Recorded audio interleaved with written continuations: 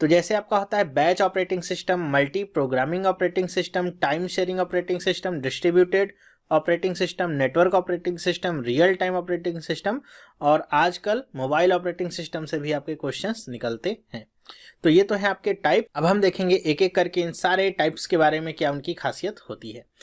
तो सबसे पहले हम स्टार्ट करते हैं बैच ऑपरेटिंग सिस्टम से। तो देखिए बैच ऑपरेटिंग सिस्टम क्या होता है, यहाँ पे लिखा है the user of batch operating system do not interact with the computer directly. देखिए बैच ऑपरेटिंग सिस्टम में क्या होता है कि इसमें जो यूज़र होता है, जैसे हम आप यूज़र होते हैं जो कंप्यूटर को यूज़ करते हैं, वो आपके ऑपरेटिंग सिस्टम से डायरेक्टली इंटरेक्ट नहीं करता है।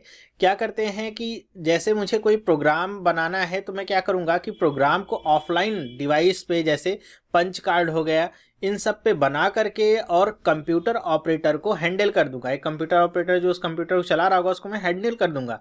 तो कंप्यूटर ऑपरेटर क्या करेगा, जो भी एक तरह की आपकी जॉब्स होती हैं सिमिलर टाइप्स की, उनका एक बैच बनाता है, फिर वो बैच आपका ऑपरेटिंग सिस्टम में डाला जाता है। तो फिर ऑपरेटिंग सिस्टम आपका प्रोग्राम यहाँ पे जो भी उसको प्रोसेस करना होता है सारा वो प्रोसेस करता है। तो यहाँ पे सबसे बड़ी खासियत इसकी तो ये थी कि यहाँ पे यूज़र से आपका कोई भी इंटरेक्शन होता ही नहीं था ऑपरेटिंग सिस्टम का। यही सबसे इसकी बुरी बात थी कि अगर आप अपने ऑपरेटिंग सिस्टम से इंटरेक्ट नहीं कर सकते हैं, केवल आप प्रोग्राम बना के ऑफलाइन मोड में पंच कार्ड में जाके दे देते थे, और उसके बाद जो ऑपरेटर होता था वो उसको लगा देता था जॉब में। उसके बाद कंप्यूटर का ही सारा काम होता था, वो एक एक जॉब को लेता था, एक एक बैच को लेता था, और उसके बाद फिर सबको पूरा कंप्लीट करके ही फिर वो आगे बढ़ता था। तो यहाँ पे आगे आपको दिखा दूँ कि कुछ इस तरह का आपका होता था। ये देख रहे हैं ना, पुराने ज़माने में जैसे ये सब लोग यहाँ पे ये कंप्यूटर ऑपरेटर कहलाते थे। तो ये सारे लोग इसमें कंप्यूटर, ये आपको दिख रहा है, इस तरह का कुछ होता था। तो जो भी आप जॉब पंच कार्ड वगैरह में देते थे तो कंप्यूटर ऑपरेटर उन्हें डालते थे, फिर सारा काम आपका ऑपरेटिंग सिस्टम का ही होता था। इस ऑपरेटिंग सिस्टम की सबसे ख़राब बात क्या थी, मान लीजिए अगर आपको यहाँ पे मैं चित्र बना के दिखा पाऊँ कि मान लीजिए आपके पास यहाँ पे बहुत सारे जॉब्स हैं, मान लीजिए उनका एक कलेक्शन है, यहाँ पे आपने बैच बना रखा है। बैच का मतलब क्या, कई सारे जो सिमिलर तरह की जॉब्स होंगी। जॉब्स का मतलब क्या, कोई प्रोग्राम है उनका आपने एक पूरा बंडल सा बना लिया तो उसको हम बोलेंगे बैच। मान लीजिए यहाँ पे बैच 1 है और यहाँ पे इसके बाद आपका लगा हुआ है बैच 2 है। तो ये आपका मान लीजिए यहाँ पे सीपीयू है। तो क्या होगा कि ये आपकी मेन मेमोरी में सारे के सारे क्यू में रहते हैं एक के बाद एक। तो अगर यहाँ से ये बैच 1 इस सीपीयू में आता है अपने को परफॉर्म करवाने के लिए, जो भी प्रोसेस होना है सब करवाने के लिए सीपीयू के पास आता है, तो जब तक ये पूरा इसकी प्रोसेसिंग ख़त्म नहीं हो जाएगी, मतलब शुरू से लेके अंत तक जब तक पूरा प्रोसेस ख़त्म नहीं हो जाएगा, सीपीयू किसी दूसरी जॉब को या दूसरे बैच को यहाँ पे एग्जीक्यूट नहीं करता है। तो कई बार ऐसा होता है कि मान लीजिए बैच 1 काम कर रहा है, बैच 1 के काम करते समय जो भी प्रोसेस हुआ उसके बाद वो कहीं पे आपका इनपुट आउटपुट की अगर कहीं पे नीड हुई तो वो इनपुट आउटपुट इंस्ट्रक्शंस में आप इस प्रोसेस में चला गया, तो उतनी देर के लिए सीपीयू क्या हो जाएगा, खाली, क्योंकि इसके पास आप बैच 1 की जॉब भी नहीं, क्योंकि वो इनपुट आउटपुट के लिए आपकी बाहर भेज दी गई है। तो सीपीयू इतने समय तक क्या पड़ा रहेगा, एकदम आइडल पड़ा रहेगा। जैसा कि आपको पता होगा आइडल का मतलब क्या, कि इसके पास कोई भी काम नहीं होगा, बस ये खाली आपका बैठा रहेगा, आइडल पड़ा रहेगा। तो अगर इसी टाइम में दूसरा काम भी हो जाता तब तो सीपीयू और हमारे लिए भी अच्छा होता। तो इसी वजह से क्या होता था, इस तरह के जो भी ऑपरेटिंग सिस्टम होते थे उसमें क्या टाइम बहुत ज़्यादा लगता था। क्योंकि कई बार क्या होता था, इनपुट आउटपुट ऑपरेशन के दौरान भी बहुत ज़्यादा टाइम लग जाता था। तो जब तक ये फिर से वापस आएगा नहीं, पूरा प्रोसेस जब तक ये कंप्लीट नहीं कर देगा तब तक ये दूसरे जॉब को यहाँ पे कॉल नहीं करता था एग्जीक्यूट करवाने के लिए। तो जब ये कंप्लीट हो जाएगा फिर यहाँ से दूसरा बैच उठाया जाएगा, फिर तीसरा बैच आएगा, एक एक के कंप्लीट होने के बाद। और दूसरी इसकी बुरी बात क्या थी कि ये काम करता था केवल, जैसे अगर एकदम अर्ली की बात करूं, जब शुरुआत में बना था तो ये first come first serve basis पे काम करता था। मतलब जो पहले आएगा उसका काम पहले होगा। मान लीजिए बैच 1 पहले आया तो बैच 1 जब तक पूरा कंप्लीट नहीं हो तब तक बैच 2 को कॉल नहीं करा जाएगा। तो मान लीजिए अगर बैच 1 का जो टाइम है वो लॉन्ग टाइम का आपका जॉब है, बहुत लंबा कोई जॉब आपने दे दिया है, और बैच 2 वाला आपका जो जॉब है वो आपका शॉर्ट टाइम का जॉब है, कम समय का जॉब है, तो तब पर भी वो ऐसा नहीं करेगा कि छोटे कम समय वाले को पहले कर ले फिर लॉन्ग समय वाले को बाद में एग्जीक्यूट कराए। वो पहले जो आया है पहले लॉन्ग समय के लिए जो बहुत ज़्यादा टाइम लेगा उसको एग्जीक्यूट कराएगा, फिर आपका जो थोड़े समय के लिए है फिर वो वापस आएगा। हालांकि बाद में एक दूसरा इसका टाइप बना था, इसी में थोड़ा इंप्रूवमेंट लाई गई थी। जिसमें आपका शॉर्टिंग हो जाती थी कि जो भी आपकी जॉब्स होती थी कम समय वाली पहले वो एग्जीक्यूट होती थी, फिर उसके बाद फिर लॉन्ग टाइम वाली जॉब्स एग्जीक्यूट होती थी। ये बाद में आपका हुआ था इसमें चेंजेस। ठीक है, तो बैच ऑपरेटिंग सिस्टम का मतलब मेरे ख्याल से आप समझ गए होंगे, जब आपके बहुत सारे प्रोग्राम्स या जॉब्स को एक कलेक्शन बना दिया जाए और उसके बाद सीपीयू को दिया जाए परफॉर्म करने के लिए, तो आपका बैच ऑपरेटिंग सिस्टम कहलाता था। नेक्स्ट आ जाते हैं multi programming operating system. Multi programming operating system क्या है कि जैसा अभी हमने देखा था बैच ऑपरेटिंग सिस्टम, इसको हम कह सकते हैं सिंगल प्रोग्रामिंग ऑपरेटिंग सिस्टम, एक बार में केवल एक ही प्रोग्राम एग्जीक्यूट करता था बैच ऑपरेटिंग सिस्टम। लेकिन मल्टी प्रोग्रामिंग का मतलब क्या है कि मान लीजिए आपके पास यहाँ पे बहुत सारे प्रोग्राम है, मान लीजिए लेता हूँ P1 प्रोग्राम है, P2 प्रोग्राम है, P3 प्रोग्राम है, सब ऐसे लाइन में लगे हुए हैं आपकी मेन मेमोरी में। ठीक है, सारी की सारी मेन मेमोरी में आपके लाइन में लगे हुए हैं एग्जीक्यूट होने के लिए, और ये आपका क्या है, सीपीयू है मान लीजिए। ओके, तो सीपीयू एक को कॉल करता है, मान लीजिए सबसे पहले आपका अगर प्रोग्राम 3 आया था, सबसे पहले प्रोग्राम 3 को कॉल करेगा, तो प्रोग्राम 3 आपका एग्जीक्यूट होगा सीपीयू के अंदर, और उसको अगर इनपुट आउटपुट किसी ऑपरेशन की ज़रूरत है, वो यहाँ सीपीयू से बाहर गया इनपुट आउटपुट ऑपरेशन के लिए, तो इतने समय में जो सीपीयू आपका आइडल हो जाता था बैच ऑपरेटिंग सिस्टम में, तो अब ये आइडल नहीं होगा। जितनी देर खाली है उतनी देर में फिर ये आपको P2 को बुला लेगा एग्जीक्यूट कराने के लिए, तो अब यहाँ पे P2 एग्जीक्यूट करने लगेगा और वैसा ही यहाँ पे काम चलता रहता था। तो इसीलिए इसको क्या कहते हैं, मल्टी प्रोग्रामिंग ऑपरेटिंग सिस्टम, कि यहाँ पे एक बार में केवल एक प्रोग्राम नहीं, एक साथ कई सारे प्रोग्राम यहाँ पे परफॉर्म होते थे। तो इस आपके ऑपरेटिंग सिस्टम की आने की वजह से क्या हुआ था कि जो टाइम था वो कम लगने लगा था, और जो सीपीयू की यूटिलाइजेशन थी, कह लीजिए कि कितना ज़्यादा से ज़्यादा उसे आप यूटिलाइज कर सकते थे, मैक्सिमाइज कर सकते थे उसकी यूटिलाइजेशन को, वो बहुत ज़्यादा इंप्रूव हो गई थी। अगर यहाँ पे सीपीयू का आइडल पड़ा रहता तो क्या काम था, सीपीयू का कोई काम नहीं था, इतनी देर में भी मल्टी प्रोग्रामिंग वाले में हम दूसरा प्रोग्राम एग्जीक्यूट करा सकते थे। तो यहाँ पे क्या होता था कि सीपीयू कभी भी फ्री नहीं होता था, तो उसको हम अधिक से अधिक उपयोग कर पाते थे मल्टी प्रोग्रामिंग ऑपरेटिंग सिस्टम में। मेरे ख्याल से आपको समझ में आया होगा। नेक्स्ट बात करते हैं time sharing operating system. Time sharing, जैसा कि आपको नाम से समझ में आ रहा होगा कि यहाँ पे जो समय है वो साझा किया जाता था। कि टाइम शेयरिंग जो भी टेक्निक्स होती थी उसमें क्या होता था कि बहुत सारे लोग आपके अलग अलग जगह से आपके ऑपरेटिंग सिस्टम के साथ कनेक्ट हो सकते थे। मान लीजिए आपके, मैं कॉलेज की बात कर लूँ कि आपका कोई कॉलेज है, तो वहाँ पे बहुत सारे टर्मिनल्स होंगे, अलग अलग कंप्यूटर्स लगे होंगे, और सारे के सारे कंप्यूटर्स किसी एक आपके टाइम शेयरिंग ऑपरेटिंग सिस्टम से कनेक्टेड होते हैं। तो वहाँ पे क्या होता है कि सारे लोग एक साथ अपने काम करते हैं और सारे लोगों का काम भी होता रहता है। ऐसा नहीं होता है किसी को वेट करना पड़ता है किसी भी काम के लिए। ऐसा होता क्यों है, क्योंकि यहाँ पे जो सीपीयू होता है, मान लीजिए आपका सीपीयू है, वो सीपीयू जितने भी आपके टर्मिनल यहाँ पे कनेक्टेड होते हैं, मान लीजिए प्रोग्राम 1 है, ये प्रोग्राम 2 है, ये प्रोग्राम 3 है, ये सब को कुछ ना कुछ थोड़ा ना थोड़ा टाइम यहाँ पे डिवाइड करके रखता है और सब में ये स्विच होता रहता है।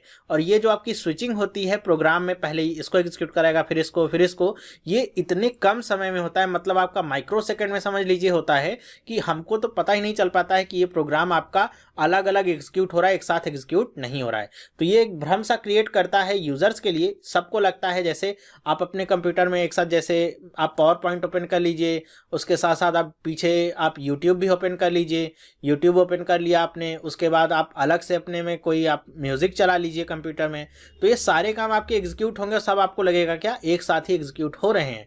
लेकिन यहाँ पे क्या होता है, मल्टीटास्किंग का कॉन्सेप्ट लिया गया है। टाइम शेयरिंग में आपकी मल्टीटास्किंग आती है। मल्टीटास्किंग का मतलब क्या, कि कई सारे आपके टास्क परफॉर्म होते हैं, लेकिन आपका जो टास्क होता है वो ऐसा होता है कि पहले आपका पावर पॉइंट का काम हो रहा होगा, थोड़े समय बाद यूट्यूब का, फिर आपका किस में आ जाएगा, फिर से वो म्यूजिक चलाने लगेगा, और ये सब इतना तेजी से स्विच होता है कि हमको लगता है सब कुछ एक साथ ही चल रहा है, कुछ भी अलग अलग से चल नहीं रहा है।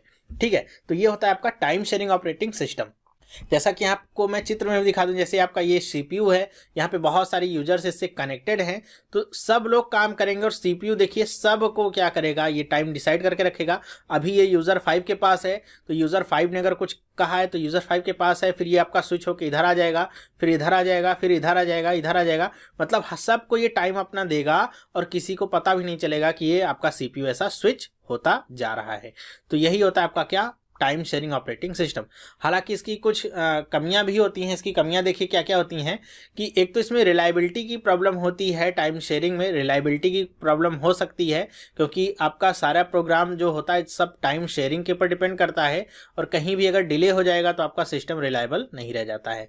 दूसरी बात आती है कि question of security and integrity of user program and data, क्योंकि यहाँ पे सारे लोग एक ही आपके सीपीयू से कनेक्टेड होते हैं तो सिक्योरिटी की प्रॉब्लम भी फेस करनी पड़ती है। फिर क्या है, प्रॉब्लम ऑफ डेटा कम्युनिकेशन, आपके डेटा कम्युनिकेशन की प्रॉब्लम भी इसमें टाइम शेयरिंग में फेस करनी पड़ती है, क्योंकि यहाँ पे सारी चीज़ क्या होती है टाइम के अकॉर्डिंग ही हो रही होती है कि सबको थोड़ा थोड़ा अमाउंट टाइम यहाँ पे दिया गया है, कितने समय बाद सबके पास ये आपका सीपीयू पहुंचेगा। तो अगर बहुत ज़्यादा हर एक यूज़र बहुत ज़्यादा तेज़ी के साथ काम करेगा तो सीपीयू के लिए डेटा कम्युनिकेशन करने में थोड़ी प्रॉब्लम हो सकती है। नेक्स्ट बात करते हैं हम डिस्ट्रीब्यूटेड ऑपरेटिंग सिस्टम। ये क्या होता है डिस्ट्रीब्यूटेड ऑपरेटिंग सिस्टम? देखिए यहाँ पे लिखा है distributed operating system use multiple central processors to serve multiple real time application and multiple users. Data processing job are distributed among the processors accordingly. मतलब क्या कि जो भी डिस्ट्रीब्यूटेड ऑपरेटिंग सिस्टम होते हैं जो बने होते हैं उसमें मल्टीपल प्रोसेसर्स, सेंट्रल प्रोसेसर मतलब कई सारे सेंट्रल प्रोसेसर्स होते हैं और वो आपके केवल एक जगह पे नहीं होते हैं, कई सारी लोकेशंस पे आपके वो अलग अलग आपके होते हैं, जिससे आपके अलग अलग तरह के यूजर्स उसको एक्सेस कर पाते हैं। तो इसमें जो डेटा प्रोसेसिंग की जॉब होती है वो आपकी ऐसे इंडिपेंडेंटली आपकी परफॉर्म होती है। ऐसा नहीं है कि आपका किसी एक जगह सेंट्रली कहीं परफॉर्म होगी, वो आपकी डिस्ट्रीब्यूट कर दी जाती है अलग अलग प्रोसेसर्स में जैसी जिसकी नीड होती है। तो इस तरह का काम होता है आपका डिस्ट्रीब्यूटेड ऑपरेटिंग सिस्टम में। और यहाँ पे जितने भी आपके सिस्टम्स होते हैं वो सारे के सारे, जैसे यहाँ पे बताया गया है कि हाई स्पीड बसेज या टेलीफोन लाइन्स जो जैसा हम कहते हैं लैन जिसको हम कहते हैं लोकल एरिया नेटवर्क, उसके द्वारा सारे के सारे जो सिस्टम्स होते हैं वो कनेक्टेड होते हैं जिससे कम्युनिकेशन पॉसिबल हो पाता है। तो यहाँ पे जैसे आपको मैं चित्र दिखा दूं, ये आपका आर्किटेक्चर है डिस्ट्रीब्यूटेड ओएस का कि यहाँ पे ये देखिए ये आपका अलग सिस्टम है, ये अलग सिस्टम है, ये अलग सिस्टम है, ये सारे आपके अलग सिस्टम है और ये सारे के सारे एक कम्युनिकेशन नेटवर्क के द्वारा जुड़े हुए हैं।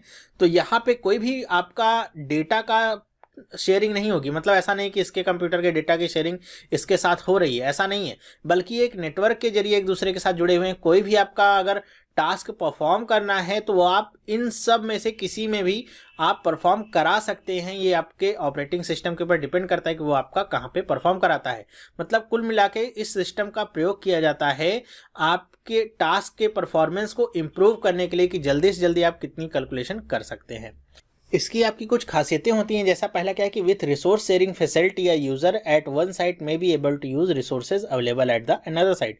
मतलब एक साइट पे जो आपके रिसोर्सेज उपलब्ध हैं उसको दूसरे साइट का यूजर भी यूज कर सकता है। किसकी हेल्प से? लाइन की हेल्प से, जो भी आपका कम्युनिकेशन लाइन है उसकी हेल्प से। फिर क्या है, speed of the exchange of data with one another via electronic mail. मतलब ईमेल का यूज करके, इलेक्ट्रॉनिक मेल या कभी कभी हम FTP का भी इसमें यूज करते हैं, फाइल ट्रांसफर प्रोटोकॉल का यूज करके डेटा का जो एक्सचेंज है उसको स्पीड अप कर सकते हैं। फिर कह रहे हैं कि if one site fails in distributed system the remaining site can potentially continue operating. मतलब जैसे आपको फिर से अगर मैं चित्र दिखाऊं कि अगर मान लीजिए इसमें से एक कंप्यूटर ये आपका काम करना बंद कर देता है तो उसकी वजह से आपकी ये पूरी लाइन डिस्टर्ब नहीं होती है। अगर इस साइट ने काम करना बंद कर दिया, इस CPU ने काम करना बंद कर दिया, तो ऐसा नहीं है कि ये सारे बंद हो जाएंगे, सारे चारों अपने तो काम करते रहेंगे, एक और फेल हो जाएगा तो तीन अपना काम करते रहेंगे। तो ये होती है इसकी खासियत। ठीक है, डिस्ट्रीब्यूटेड ऑपरेटिंग सिस्टम की क्या होती है, खासियत होती है। तो मेरे ख्याल से आपको ये समझ में आया होगा डिस्ट्रीब्यूटेड ऑपरेटिंग सिस्टम क्या होता है, कैसे काम करता है। आगे हम देखते हैं नेटवर्क ऑपरेटिंग सिस्टम।